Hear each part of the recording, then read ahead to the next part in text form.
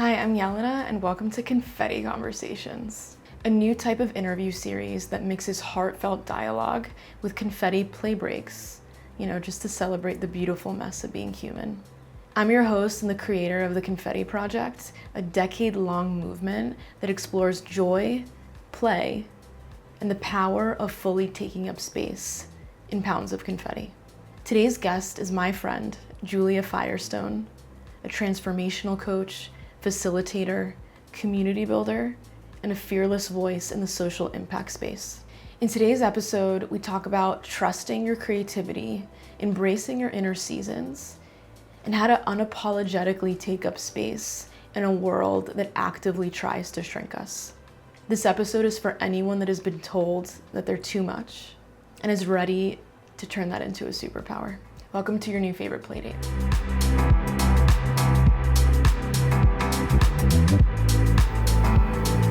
So what was little Julia like?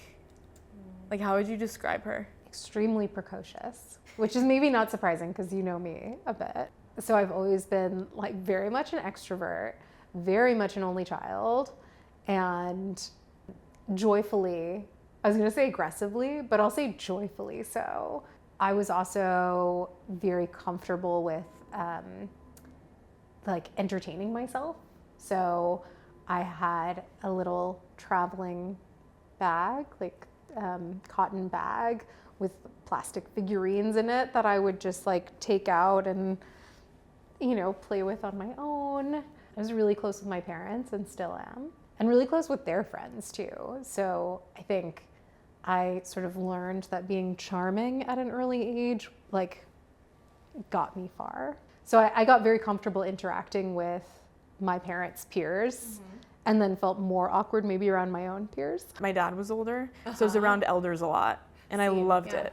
As a precocious only child, a lot of my parents' friends gave me the confidence. They found me so charming. A lot of attention, which also made me even more awkward at school then, right? Because I was like, well, of course the teachers all love me and I should raise my hand first and all of that. And then I realized my peers found that annoying. Were you a deep feeler? Less a deep feeler and more just had this sense that I was maybe too much. I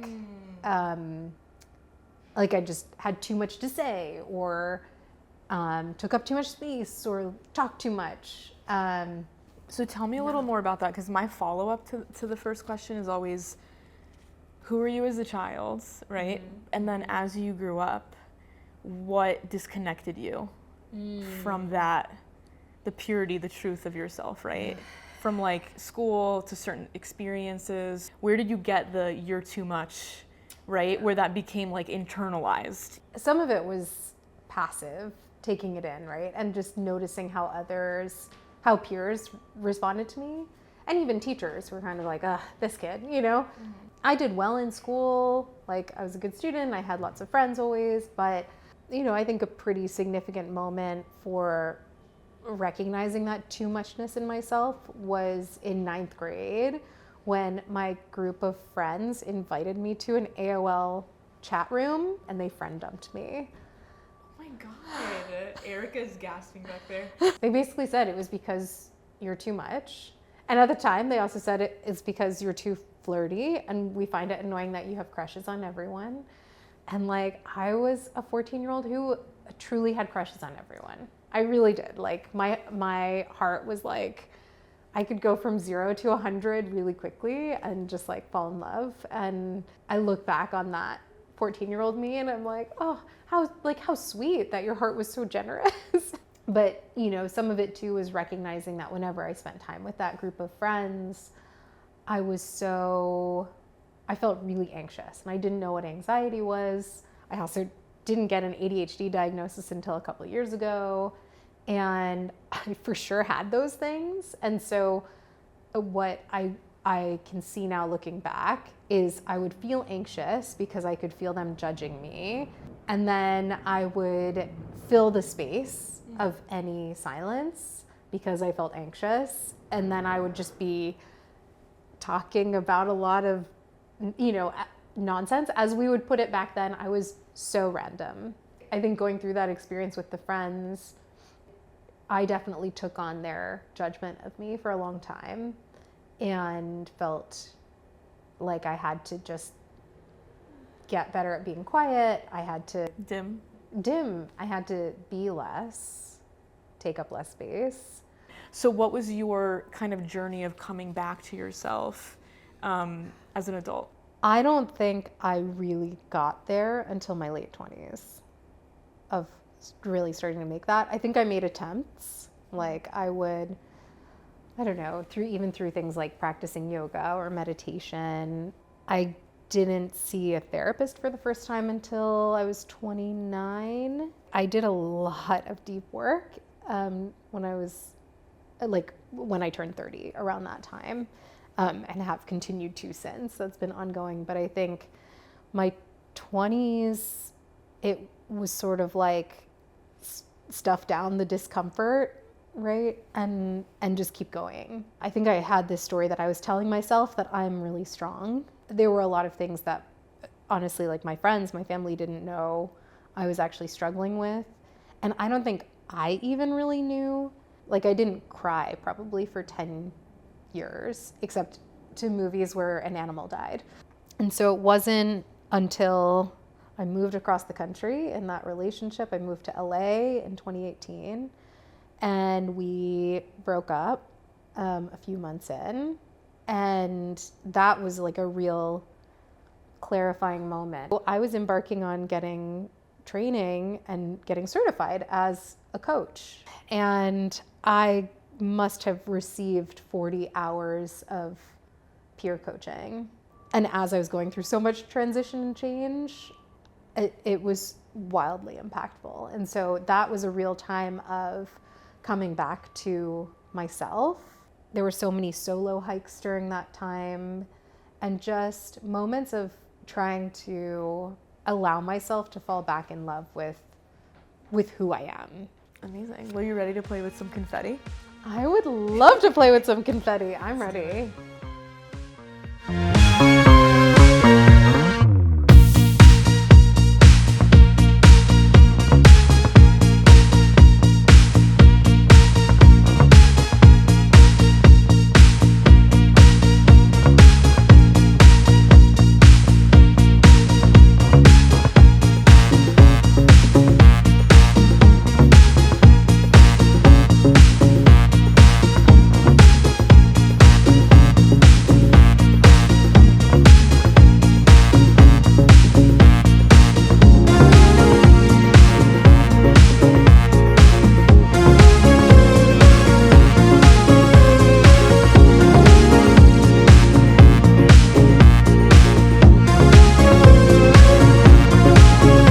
Feel right now? I feel alive. I feel reconnected with that childlike play and just like free. You know, there's so little opportunity to reconnect with play and freedom, to feel a sense of liberation in the day-to-day. And it takes, like, you've seen so many people go through this, like work with confetti.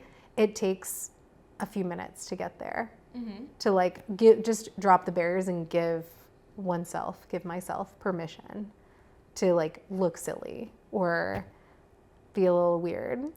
Sometimes as you get older, the more time you need to warm up with it. Because if there was a child, they would like beeline straight for the confetti. There wouldn't be that like, okay, I need to drop, and it makes sense, right? Like we all need to kind of carry things and have walls up and our armor, or just our mode of operation day to day, right?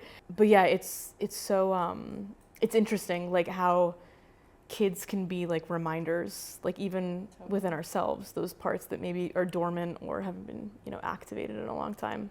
The question I was kind of asking myself while in the confetti was, what would it look like to allow myself to be too much? Like that too muchness that I try to hide away. Can I give myself permission? And the space. To like take up space and to be as much as I am. And you said something really interesting where play and joy are relational qualities for you. So you're more likely to play with others or experience joy when deeply connected to others. you said for the first time ever, you had to ask me to step back from the camera.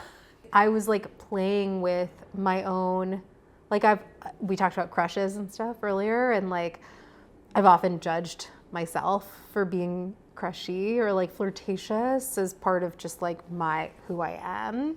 And so I was like, I'm gonna flirt with Jelena today. And so it felt that, which felt like, it's not flirtation in like a romantic way, right? But it's like delighting in who you are, like delighting in our friendship. And flirting with life. Yeah. Like delighting in life. Literally, like there's nothing flirtier than this confetti and just like being in it and being like, oh my gosh, you're tickling me. What I do is so messy, and it's made me have to evaluate why people are so averse to mess, right? And what mess even is, right? Like, what's chaos? What's mess in life? What do we create? What does life create, right? And how you can really miss out on like beautiful messes when you're constantly avoiding messes like altogether, right? And so I'm curious, like, if someone is watching this and they are about to take like that leap into a new chapter, or they're on the precipice of big change and it's really scary and uncomfortable, like what would you tell them? So much of coaching is less about what I can tell someone and more about tapping into their own inner wisdom. So I would lead by asking them what's familiar about being in this place, and in understanding the things that are scaring them in this moment, when have you navigated those things before? And also, what's the risk of not doing it? What's the risk of not taking this leap? I think is a really important question. And the last piece I would actually advise is surround yourself with people who make you feel seen and valued. And like forget titles, organization, prestige, any of that shit. Focus purely on who you want to surround yourself with, who makes you feel like the fullest version of you. Does that help you navigate hard things? Whenever I'm off track, if I pause and look around, it's because I've been pushing myself towards people who maybe don't share my values and who don't value me. When I'm at my best, I know it's so linked to who I'm spending my time with, and that the people I'm spending my time with really appreciate me for who I am. What does living authentically mean to you? An imperfect, messy journey. It is one step at a time in the best choice I can make in any given moment. But it really does look like being intentional about knowing one's own values, and trusting that inner wisdom when something doesn't quite feel right, that is wisdom to listen to. So the very last question is, if your inner child could say something to yourself right now, what would they say? Can you listen?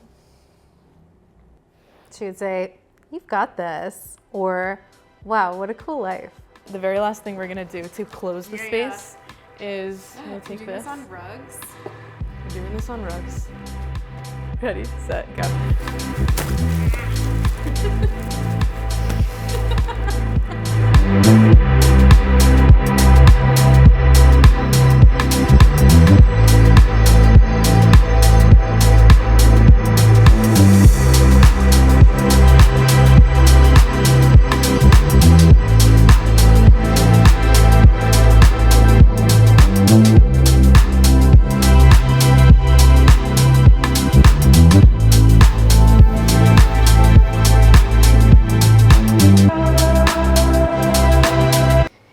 Friend, thanks so much for getting to the end of this video. This is the 5th episode of the 1st season, so just know that you're supporting a very new emerging YouTube channel.